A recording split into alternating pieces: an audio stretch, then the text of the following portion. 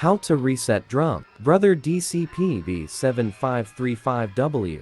Press and hold OK. Then press the up arrow until drum unit appears on the screen. When reset drum appears, press OK, then select yes to confirm. Next, print the report to check if the drum has been successfully reset. Press menu on the control panel. Use or to select print reports, then press OK. Choose print settings, then press OK. Press start to print the test page.